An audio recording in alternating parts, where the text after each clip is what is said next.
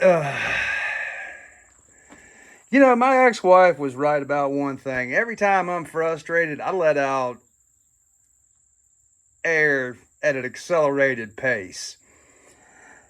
Oh yeah, track down the issue on this 562 if you watch me on a regular basis. This was sent in by one of my subscribers, and he wanted this gone through. There was an uh-oh of some kind. Rear handle got broken. He brought a brand new handle assembly. Tracked this down because, you know, it wouldn't prime. Tracked it down, I guess, when hooking up the fuel line. Just barely nicked this fuel line and it was leaking air. So I was like, okay, it's sucking air right there. As I pressurized the tank and soaked it down with some bubbles, we were getting air bubbles there. Okay, no big deal. $12 fuel line later. Put everything back together. And by the way, I really got to hand it to Husky. How complex could changing out a fuel line be? Well, let's see. I take the top handle off, take the AV spring loose there because you have to snake. There I go again. All right, so here, let me grab a screwdriver so I can point and huff at the same time. So this right there is your fuel line, which goes through the tank. Oh, you see there's bubbles there, right? Where are we going next? That gets pushed up into Never Never Land, hence you won't be able to do this without taking the top handle off and obviously having the whole carburetor assembly out of the carb box, so you can snake that little fuel line that I'm shining the light on right there into where it goes. Hook up the throttle cable, make sure that the carburetor gets snapped into place correctly, tuck the wires in correctly, make sure you get the choke hooked up correctly so when you cycle it, it doesn't. So just as a thought, that's how it goes. So it goes in there, and the spring that I'm trying to highlight there, there's a little spring right there. That goes underneath your choke rod. So remember that, otherwise your choke won't cycle like it's supposed to. And I know I'm dragging this out a little bit, but I'm still letting out some air. So as I'm putting this back together, I see something that I didn't notice before. I actually had the carburetor in my hand. Okay, we all acknowledge Humpty Dumpty had a fall, and I haven't seen anything up to this point.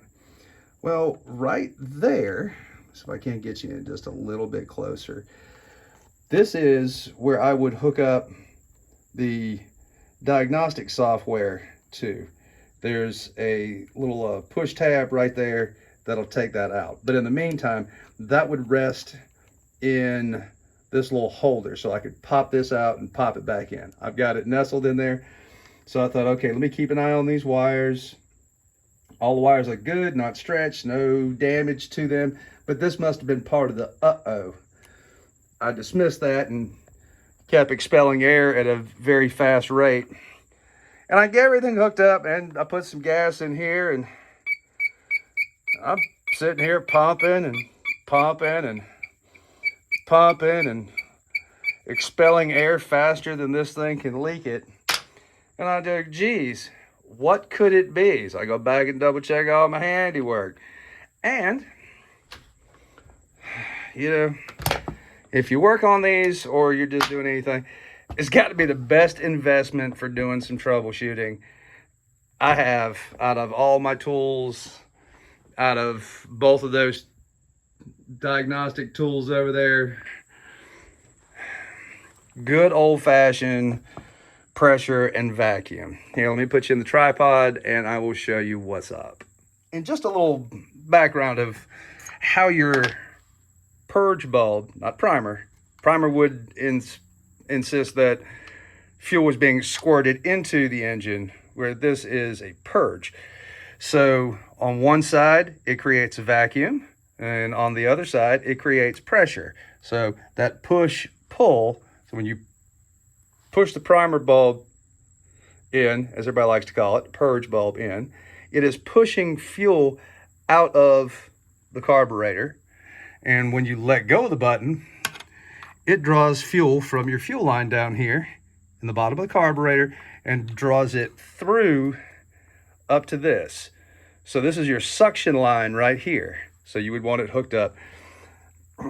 Now, I'm gonna gently pressurize this, or I gently pressurize this. All right. Because you don't want to put a lot of, or hardly any pressure on this end of it. It's a one-way street right here, okay? It's pulling. So I'm just going to throw some magic bullshit detector right there, and I'm going to just gently, I'm doing like that. And as you notice, the magic bubbles are coming out of, wait for it, out of, the hell, it doesn't matter. There isn't anything on this carburetor that's serviceable. So, this piece right here, this whole housing bolts up to the side of the carburetor. You can't buy that. You can't buy shit for this. So this is bolted up right here, and I'm thinking there was just enough. So let's look at this again. I don't know if I got enough. No, we need some fresh bubbles on here. Come on. Prime my sprayer. And if I do this super gentle with just a very modest amount of pressure, come on. I believe it's coming from that seal or that elbow. It's hard to tell. It may be from that elbow.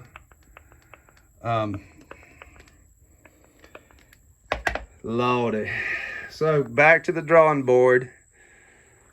I've had the fuel line here for, I don't know, said right before Labor Day weekend, and I didn't work, just took it off and enjoyed friends and family and grilled out, and that's back to the old salt mine today. This is not, I've got an 066 at work that is killing me by a death of 1,000 cuts as well.